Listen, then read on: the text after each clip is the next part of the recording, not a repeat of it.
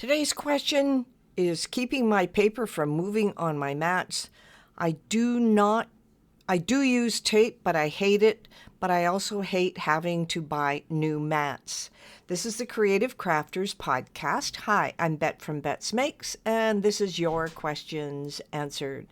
Now, keeping the paper from moving on the mat usually means that the stick on the mat is probably, a little less than what it should be. And if you really don't like using tape or you don't want to, of course, buy new mats, there are ways that you can get around it.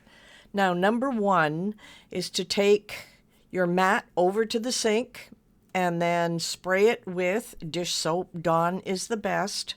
Now, using a sponge, what you want to do is work your mat, the soap into your mat in circles gently, and that'll remove a lot of the debris because it's the debris that creates the inability of the mat to stick. So just rub it gently and just keep rubbing it and rinse it off. And then if you put your fingers on the mat, you should notice that the tack starts to come back again.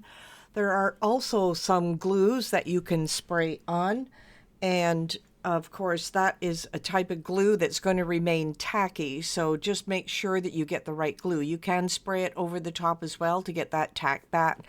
I prefer to keep washing my mats until I feel the stick coming back. Remember, do not scrub it when you're washing it because that will take the surface right off.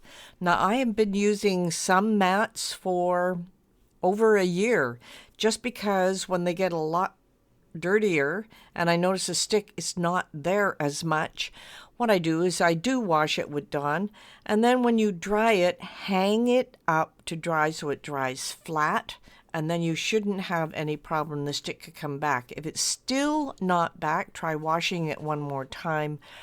And then if it still doesn't come back at that point, unfortunately, you're going to have to replace that mat.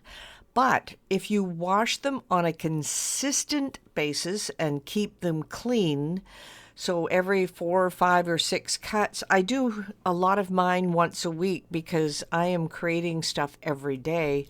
And that is just to wash off the extra debris that I create through the different papers. So just remember, washing it is the best way to do it. Do not scrub it because you don't want to remove the surface. So, Mary Lou, I hope that answers your question.